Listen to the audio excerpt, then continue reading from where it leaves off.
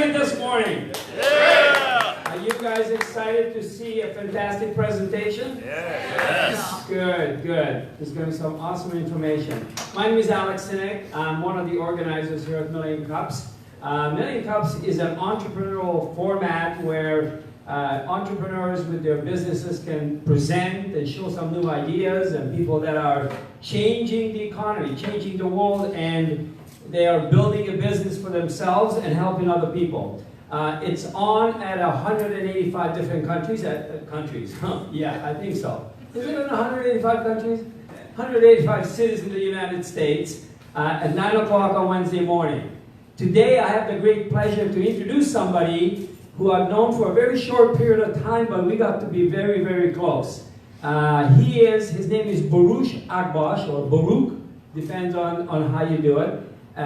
He is a fellow refugee from the Eastern Bloc, got here in 1992, went to school in New York City, came with his family, and very quickly he realized that being in college wasn't the thing that he really wanted to do. He wasn't really sure what he wanted to do, so he opened up his own business.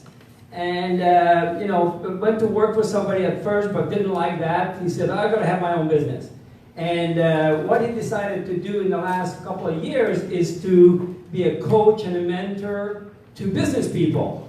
However, he has 6 kids, 6. And he realizes that his teenagers are going to be going to college and going to get education. And he realized through research that the education system has some flaws in it. And what he wanted to do is to teach people how to become an entrepreneur. Early time, between the ages of 13, 19, if you can catch these kids, we can put them on the right platform. So, without further ado, I want to introduce my friend, my partner, Baruch. Let's give him a big Million Cup welcome.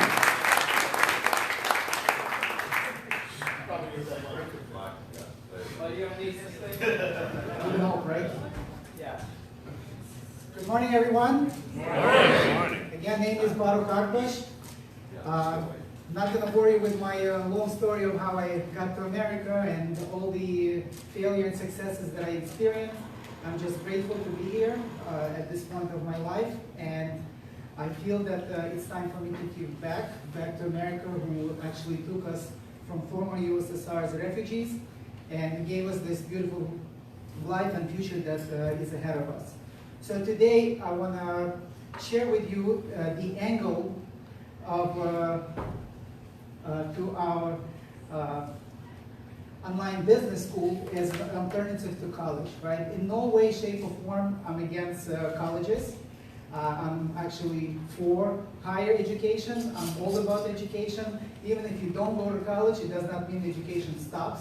You got to constantly read. I've read hundreds and hundreds of books each year. So today I'm just going to show you a trend that is currently happening and how we should be aware of it, because as an ex-programmer, I love to go to the source of the problem, not just to deal with the outcome of what is going on in the world. Right, so with that, let's start. By the way, this is not just a theory that I'm sharing with you. I'm sharing with you my experience for over 2 decades that I spent as a full-time employee, as an entrepreneur, as a marketer, and ultimately transitioned into business coaching. And after successfully coaching businesses for over 2 years now, seeing some great results, what I noticed is even if somebody pursues higher education, sooner or later they will come to the conclusion that they want to start their own practice, whether it's an attorney, a dentist, an accountant, plumber, electrician, whoever that is. Sooner or later they'll start their own business. And what I noticed is at that moment, a lot of business owners, they realize something shocking, that they have to wear so many hats. They need to know marketing, they need to know sales, they need to know operations. It's not just doing their job, which they know how to do very well. There's so much to it, right? Leadership, properly hiring somebody, keeping everybody engaged. At the end of the day, you've got to make sure that on the financial side, everything still makes sense, right? So we're here to make profits, not just look busy and work and work and work. So again, today we're going to look at the trend that is currently happening and what to do about it. So let's start. I want to share with you these two pictures and pay attention to the years, right? So they're 100 years apart, 1919 and 2019. What you will notice, it's about the same setup physically, right? Especially if you go now to pretty much any public school, especially where we have socioeconomics on a lower level, you will see pretty much this setup. But think about it, it's not just a physical setup. There's a bigger problem than just physical setup. I don't really care about the physical setup. What I care about is that the curriculum, the education system that's being pushed and that's adapted from generation to generation, it was created at the industrial age, where the value of the person was that if they follow instructions very well or not, right? So we're putting everybody in the same box, assuming that everybody's on the same level and demanding from every child this intellectual pursuit, right? Ignoring that some kids gifted in other areas, could be communications, could be music, could be something else that they like to tinker with, right? So the curriculum never really changed, and right now we're in the information age. Things changing so rapidly that you cannot even keep up. Even I remember when I was a programmer, I tried to stay on top of my game. Day and night I would learn, I was obsessed with programming. But as time went by, I realized that there's no way I could keep up with all this. It's just new things are coming out again and again. I'm talking about 1996, 97, those were the years, before even the dot-com days, right? So now it's physically impossible. It doesn't matter how bright you are. So what we noticed that last year, it started to pop up more and more companies now, major companies, Google, IBM, Apple, Bank of America, Netflix, the list does not end, right? So they now announcing that they no longer require a 4-year degree in order to get employment within those companies, right? So today, I'm gonna look at this as a trend and what's happening and what should we do about it, right? So why are they doing that? So this would be the first reason we're going to look at it, right? So speed.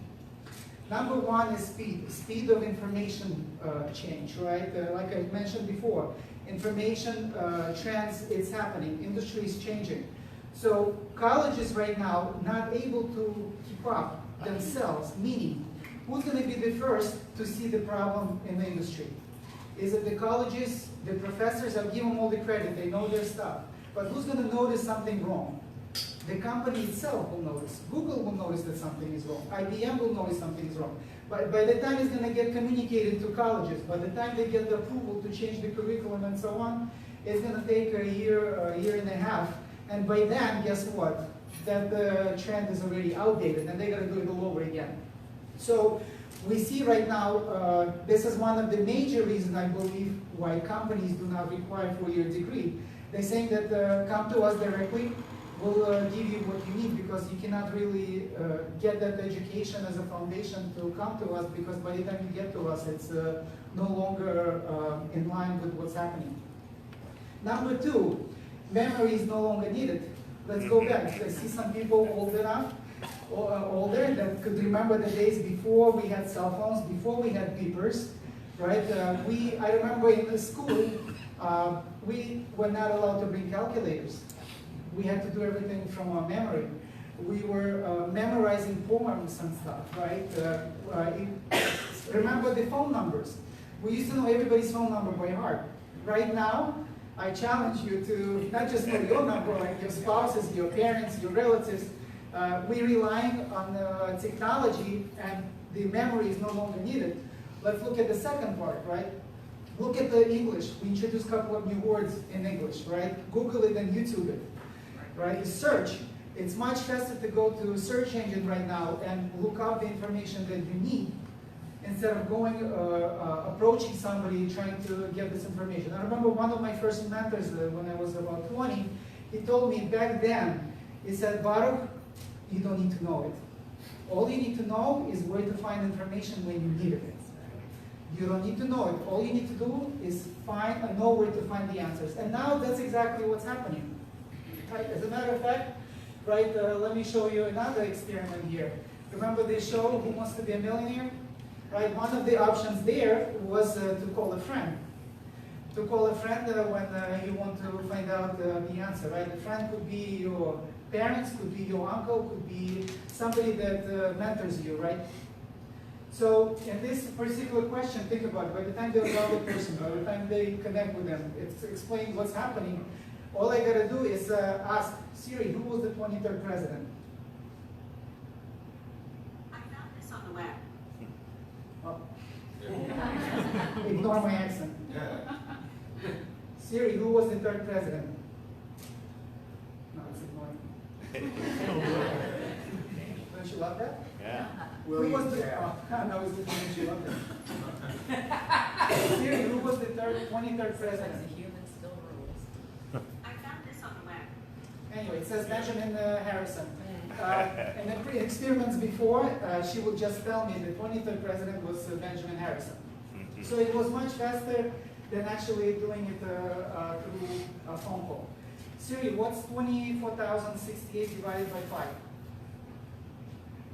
That would be 4,813.6. Now, you see, this actually gives you it basically gives you the point of what I'm trying to bring out, that memory no longer needed, the speed that technology is giving us to acquire the answers that we need. It's unbelievable, right? So, and the companies, again, they realize all this, and they no longer value people with memory as they used to. Now, the next thing is computer science degree. This is, by the way, one of the reasons why I left college. Initially, I went as an undecided major, but after a semester or two, I realized that I want to be a programmer. And when I started to look in deeper, I realized that the curriculum that was taught in college, and based on what is being currently on the market, it was already outdated. At the time, it was COBOL, and it was mainframe stuff. Do you even hear that word now? I don't know. But that's not what I needed, right? So I went away from college and actually took some courses. A few months later, I got a job as a programmer, and from there my career started. Something else funny, I'll tell you. 3 years later, when I was already a project leader, working for individual investor, publicly traded company, I was their lead developer and the project leader. I actually had my friend who started the college with me. He actually called me and asked me for an internship in the company.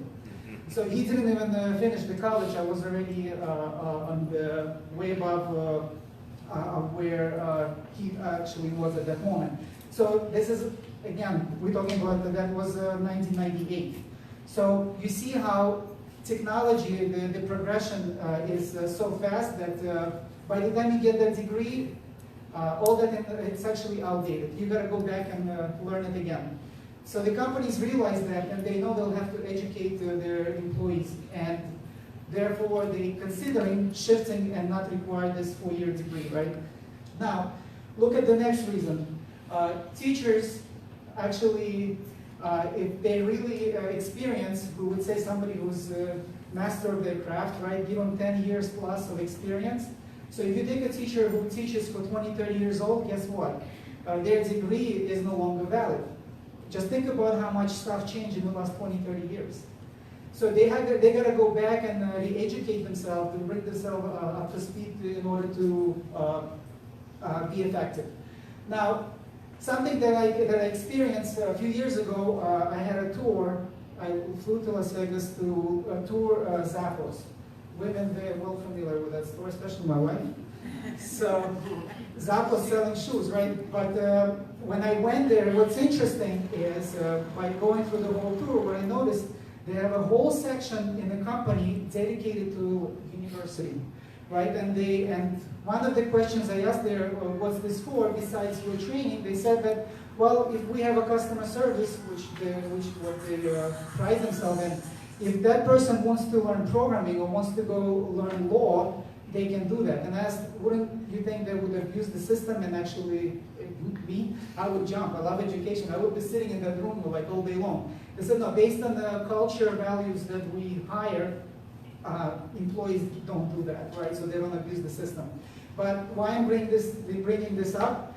Basically, companies right now, in-house, within 3 to 6 months can train a person to become an expert of how to perform their duties. Actually, that's what we do.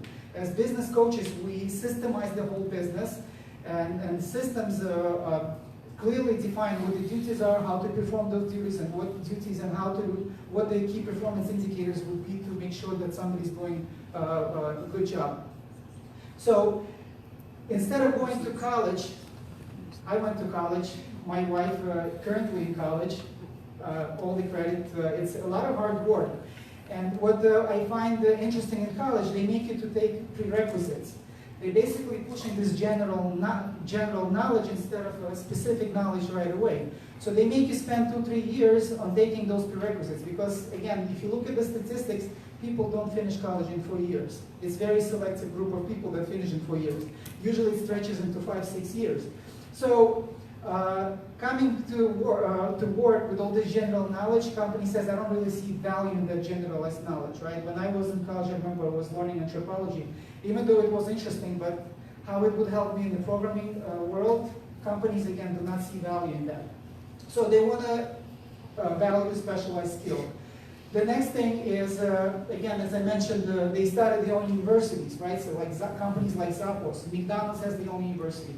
Google, IBM, Apple, all those companies, they have their own in-house universities. Guess what? Who's training in those universities? The employees of the companies, the management that understand what's really going on in the company, what the trends are, and what the value is, and what the skills would be required for the employee to perform their job very well. So everything is going into being in-house. And if you see now, the whole world is transitioning. Everything is like online, remote, in-house. There's no reason to push somebody into going and spending 4 years before actually getting a career. And one last reason I thought was interesting was controlling the narrative, right? When we see people get on stage and talk, whether politicians, as somebody who is in a leadership position of the companies, they always pay attention to where did they get their degree, right? So the agenda here, universities and colleges pushing the narrative that, hey, the propaganda should be that you got your education in our place. This way, it's free advertisement for us when you achieve your success. So the companies realize that, I believe, and they rather train and raise people to leadership positions themselves, make the impact on lives, and then they themselves will take the credit. They actually would look much better. So instead of college taking the credit, because the college only does, what they do is just give you a foundation, right? The actual experience and the heights that someone achieves, it's actually acquired in the field, diving in and being in the trenches, doing all the work. Now, let's look at another angle, something that we observe, right? So, close to half of the students cannot keep up with their loans, right? They are drowning in debt. Actually, it's an interesting statistic that I heard that right now the debt that was accumulated from education is about $1.4 trillion. Just to give you a perspective that if you collect the whole credit card debt together, it barely reaches a trillion. So the education debt is much higher than credit card debt for everything that's out there, right? So people are drowning in debt. Now another question to ask, would you entrust, because right now if you go to business school, you would be looking anywhere from maybe say like 20,000 to, depends on where you go, right? It could be online business school. You're looking at 20,000 to over $100,000 of loans before getting your MBA, right? So a degree.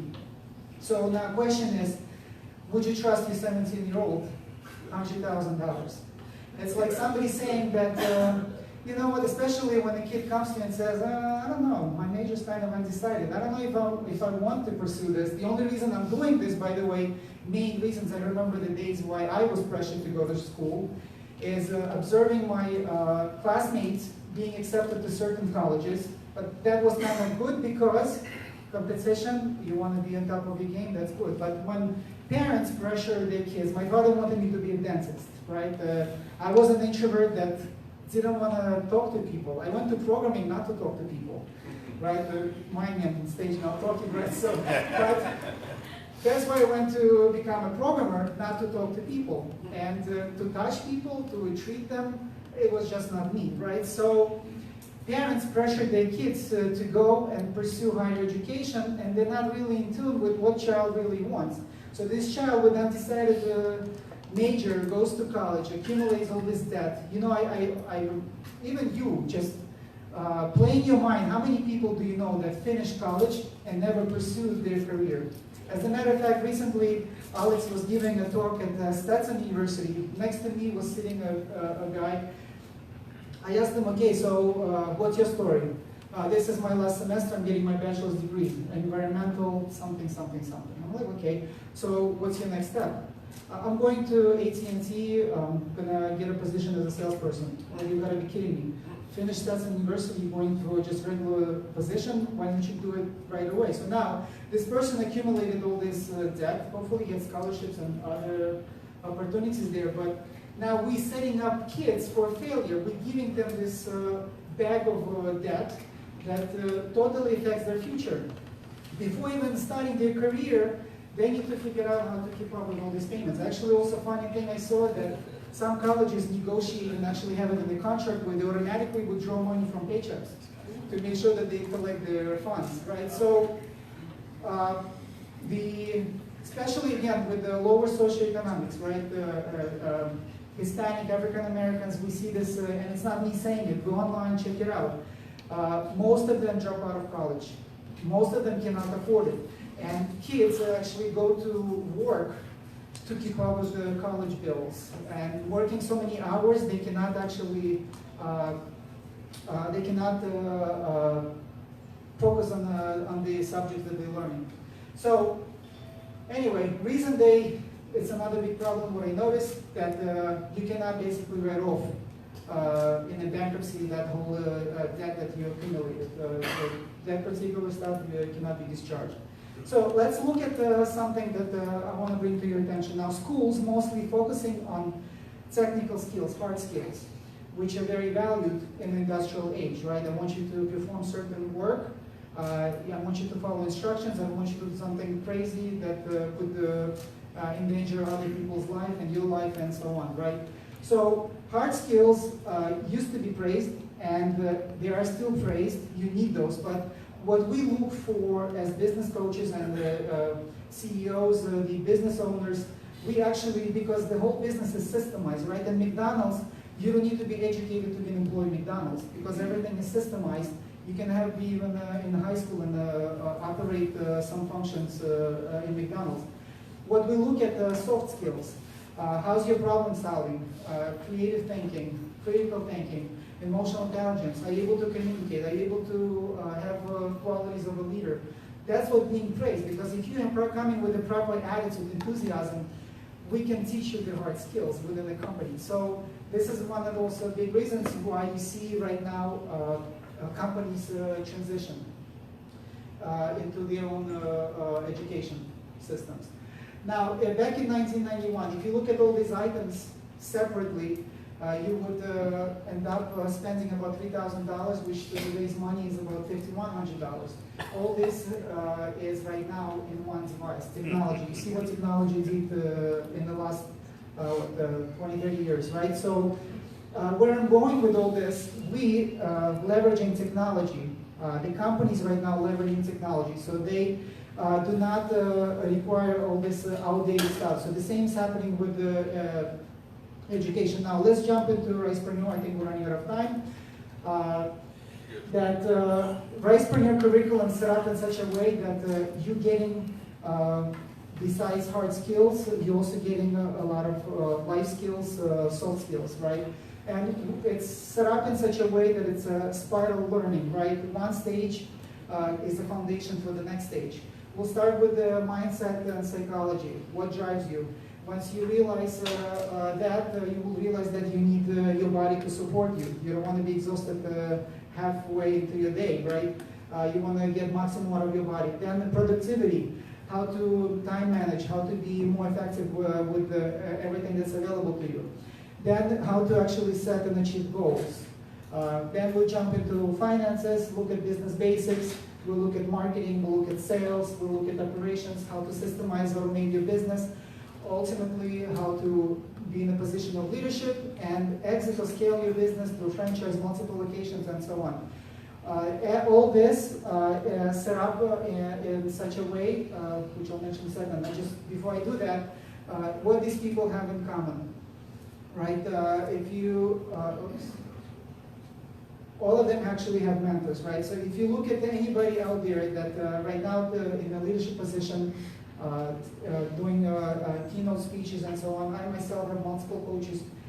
And what's interesting also, the county next to us, they embracing the idea of coaching. They're working on introducing coaching into high schools where every kid would have a mentor to push them forward, not just the youth at risk. In a general public school, we see that, right? So people embrace mentorship, and that's what you actually get in Risepreneur. We have a curriculum. Again, this is not just based on theory. This is something that we see in the field, strategies and tactics that work right now. It doesn't matter which vertical, what size of the company, and where they're located. Again, it's self-paced. You can go module at a time. We make sure that kids do not move forward until they internalize the module. At the end of each module, there would be a quiz or some kind of assignment to make sure that they got it before they go to the next stage, right? So it's self-paced. If somebody would be able to focus, they could finish the whole curriculum within 4 or 5 months, right? But again, we're not a boot camp. We're not limiting them in time.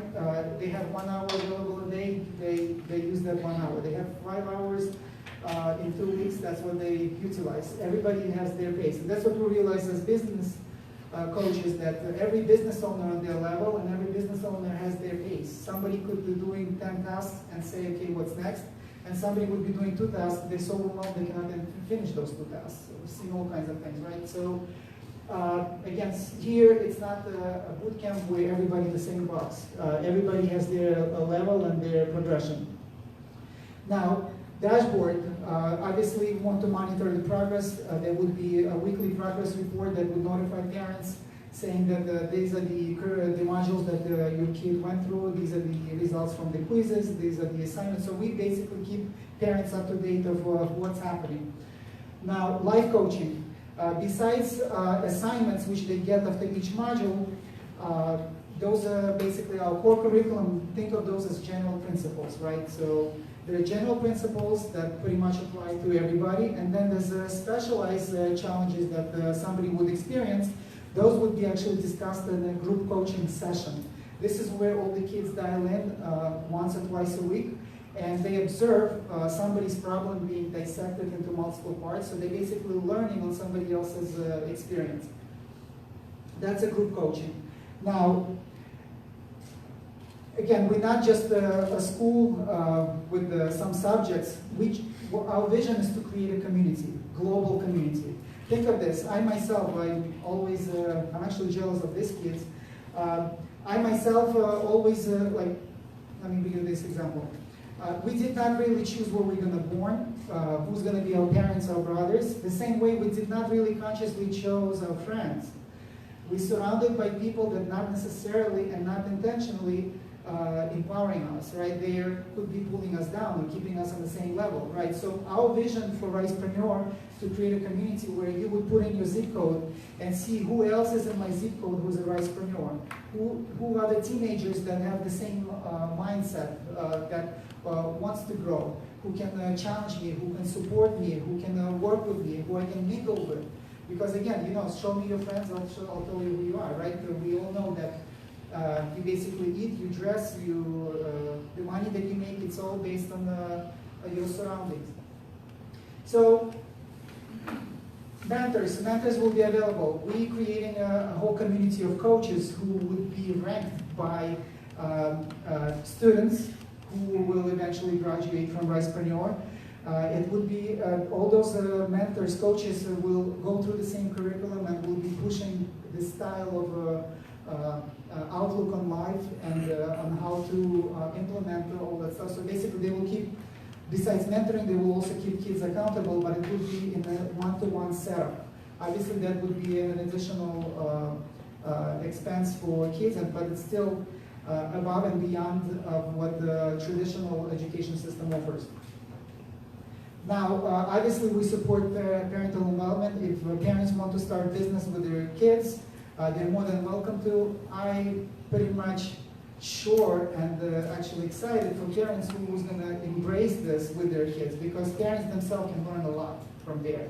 Because everything that's applied to kids applies to parents. Parents actually, I looked at us also as kids, we're just a little more sophisticated, right? We're not entertained with a small car, we want a bigger car, bigger house, and so on. So we embrace that. And obviously, ultimately, we're introducing guest entrepreneurs, trainers who's going to introduce other subjects besides our curriculum. Subjects that really, right now, I believe, a huge headache. For example, relationship. We have a crazy divorce rate, right? Not going into details, but parenting. How teach kids how to parent before they have parents, before they become parents. I remember my first kid, they gave me a child and said, go home. I said, what do you mean go home? I don't even know how to hold him. So to work somewhere, you gotta go through some experience, but to become a parent, here you go. 24 hours later, in the hospital after delivery, you go home, you're ready to roll. Taxes, right? How to file taxes, how to benefit from all this, right? Politics, religion. There would be a lot of subjects that we're currently experiencing in life where, again, the whole setup is in such a way that I was coming from the angle, I wish I knew this when I was a kid. My life would be so much different. So with that, I want to basically let you know again that this the real strategies and tactics taught by entrepreneurs. I'm not one-man show. We have a team and building a team to become bigger and greater and to make this global impact.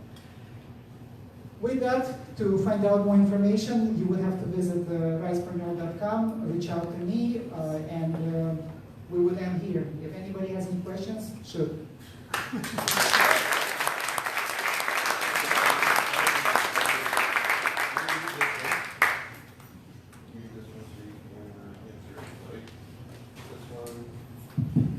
You have to put it right here. Let's go. All right, who's got a question for Baruch? There we go.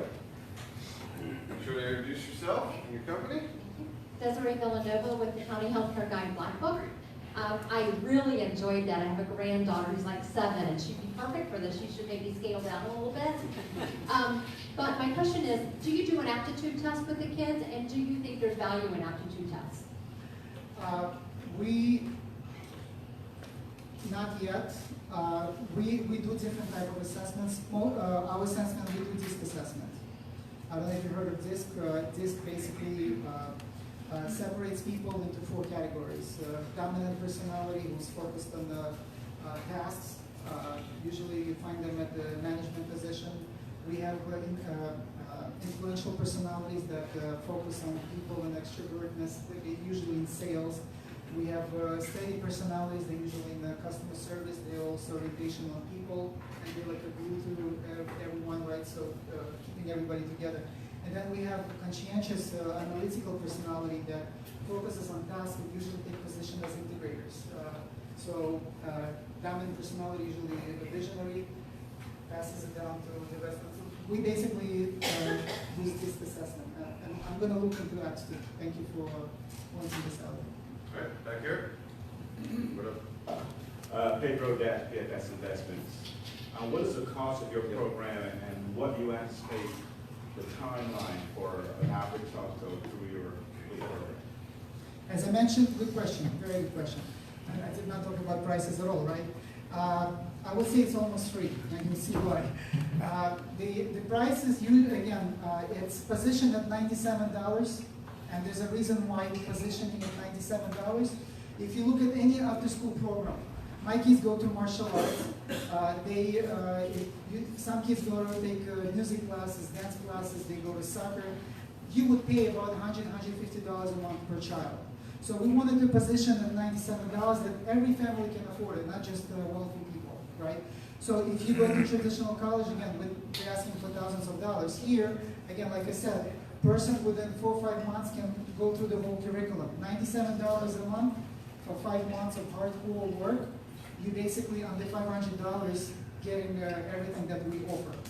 That's free, right? Even if you go to any summer programs right now, look up online, top 50 places for summer program for high school kids, undergraduate personnel. You will see that 1 week of training where they can teach a business plan. I'm like, come on, you can teach a child in a high school business plan in 5 days, where they need to know marketing, finances, know outlook on the company and everything. It's impossible. So they charge anywhere from $500 to $700 to 6-week programs that go up to $15,000. So, and I don't know how kids retain any information there. Maybe they're super kids. I don't know how they do it, but our program set up in such a way that it's available to everybody. Something extra we're also doing, we're reaching out to a lot of nonprofit organizations. You know, we have a lot of youth at risk, and really that touches my heart and teammates. Again, you see, because of the divorce rates we have right now in America, usually kids stay with the mother. And there's a lot of single parents trying to keep up. We actually stayed home. My wife went to work with Jeff. Where is he? I think he was here. While she was working for almost a year, I stayed home with kids. I got to taste what a single parent looks like. I give them all the credit, single mothers, it's amazing. And what's shocking to me, how they able to keep up with paying bills. Hi Jeff, we just mentioned him. So, and how they also can give education to kids. So those kids, if they neglected, for the last 4 or 5 years, I've been going to state prison to volunteer here. And most of the inmates coming from broken families, where they did not get love and support. So what we're doing with nonprofit organizations, we're basically giving access to a program at cost, right, where they can easily offer it and give it to all. Hi, I'm Michelle James, business coach at Space Coast Credit Union. Amazing, I love this. I have a son who's going into middle school, and I've noticed that they're introducing kind of almost the same thing where they're providing like on-job skill set type things. So I feel like the trend in the culture is changing. So it's really cool that you've come up with this idea. My question is how are you reaching? Are you reaching the students or the parents? How are you getting your business out in the community? Both, but majority parents, because parents are decision makers. Our mission is to get to parents who appreciate entrepreneurship, and there's a lot of people, you know, like, again, this is not me saying, go online and check. Gallup poll says that 85% of Americans are not happy with their careers. So we're pushing our kids to follow the footsteps of the parents and not be happy at work. 85%, this is crazy, right? And something to your comment prior to that, it's a great thing that schools are now pushing and introducing it while kids are at high school, but I challenge them to look beyond that. Ultimately, those kids not going to be just in a career, they should also teach them entrepreneurship. Because ultimately, this is what they're going to get. They will work for somebody, and they will. You see this transition too right now. Go see like companies like Upwork. There's a lot of platforms that allow people to break away from a full-time job. Like, for example, an attorney working for a firm, they also on the side doing their own engagements. It's just a matter of time when they get enough engagements, they say it doesn't make sense to go to the office anymore.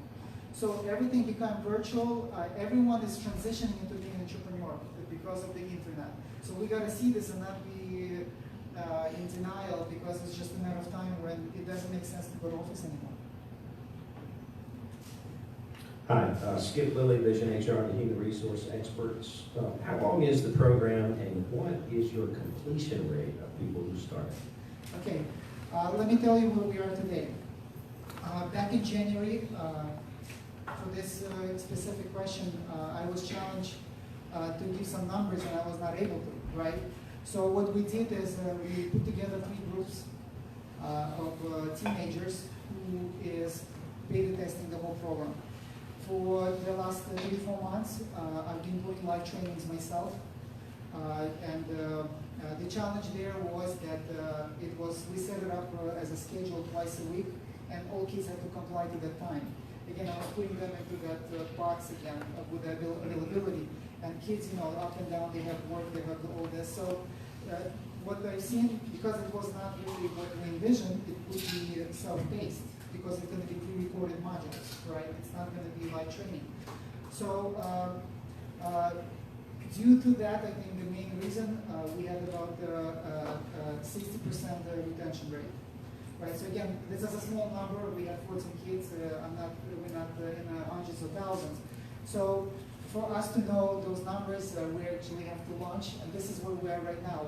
Now that we got confirmation that the kids were able to connect to the idea and actually implement those, we got very good input and testimonials online from parents and from students themselves.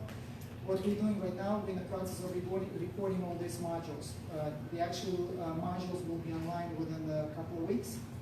This is when we'll open the doors and actually allow students to come in and test drive. As a matter of fact, if you take the business card, at the end, and the back of it is a URL that you can go to, and it's a 7-day free trial. You cannot lose. Right, you go in and look at the curriculum, look at the assignments, and see for yourself what type of information they get. Thank you. Good question. Back here. Larry Crosby with HPR Treatment Centers. First of all, great presentation, a lot of really good information. I told Adrian here when you were going through the college statistics and all that, I feel like I'm at church. I want to say amen, preach it, brother, you know, with some of the stuff you were saying. So This is church for entrepreneurs. Church for entrepreneurs, very good. My question is about scalability. You had mentioned during the presentation that you want this to be a global community. Correct. What are your plans? How do you see being able to achieve the scalability of making this a global community? Yeah, one of the great questions. I was actually challenged with that because once I started to reach out to nonprofits, one of the nonprofits, pretty much everyone on board, because again, the strength of nonprofits is the mentorship that they offer. It's on personal traits, how to be a better person, how to find a career. Disadvantages, lack of technology, so there's a lot of one-to-one time. It's too expensive for each mentor to keep up with the student, and they cannot actually spread themselves so thin to help many kids, right? So, but one of the nonprofits asked me that, and this is the reason why we're delaying our launch, because right now we're transitioning to a completely different platform. My vision was to start with 300 to 500 kids. I was sure that our platform will handle it, and we'll grow with time. So she told me if I'll give you 1,000 kids right now, because it's a national foundation of women, and they're launching their own youth business academy. She said, what if we have this youth business academy, like the Entrepreneurship Academy, powered by Risepreneur? Will you be able to handle, as a start, 1,000 kids? And I was like, should I won't let you launch unless you show me how, if you scale, you'll be able to keep up with all this. And not just technology, I also need resources to keep up with all. So we're in the process right now, transitioning on a technology level and also pushing with our plans to speed up the process of getting additional resources, coaches to help keep up with the life coaching, because that's where we're going to need most of the help. Everything else technology handles, so I'm confident on that end. So give me a couple of weeks, it's going to be scalable enough to take it global. Thank you. Last question's over here. All right, absolutely love it, love it. Have a 15-year-old daughter. We've been through Florida Virtual, and we see that mainland now. My question to you, Wesley Stewart, Urban Surf for Kids. My question is, do you envision this to be in conjunction with a teenager going to high school, or is this something standalone? And if so, do you have an idea or a concept to address the social component of being online? Yeah, great question. I envision this as a part of the curriculum in high schools. It's just a matter of time. You will see. I'm gonna die trying this. This should be a standard curriculum inside the school. I've seen companies already penetrate public system and the programs available, but again, those programs are limited to a specific career. We are much broader than that. And to answer your question, we right now focusing on the 18s, 13 to 19. So it's never too late. If you're in high school, you can do it. And again, I treat this as an after-school program. The way I envision, kids come from school earlier than parents. By the time you get from work, kids are doing something. So instead of them being on their iPads, watching TV, browsing social media, playing games, or going on streets and doing things that they're not supposed to, let them spend that 1 hour, 2 hours actually learning on how to make their lives better, right? So this is something in addition. Again, I'm not competing with schools. I'm not against schools. I want schools. I just want parents to realize that you cannot just rely on our current education system that the future of our kids will be secure. It will not happen. As a matter of fact, it works the other way. I believe our generation right now becomes more weak, especially when we make everybody a finalist, everybody wins. People do not have stamina. One little incident, kids break down. They don't know how to face challenges. There's no experience. I actually challenged my kids. As a matter of fact, funny story, like a week ago, my son climbed a tree. I went after him. And some parents gave me compliments like, wow, you're able to climb the tree? I said, of course, why not? And I challenged my son. I told him, go climb roofs, climb trees. You can be a teenager, ask him, did you ever climb a tree? I never touched the tree because I'm always home on my technology. So I want kids to be competent, go explore. That's how we had our youth. Our youth was so rich, I don't know. And right now, our kids do not get out, they do not explore, there's no competence. We want them to have a can-do attitude. Give me anything, I'll do it, I'll get it done. Even though maybe I cannot do it now, I'll get it. All right, last question.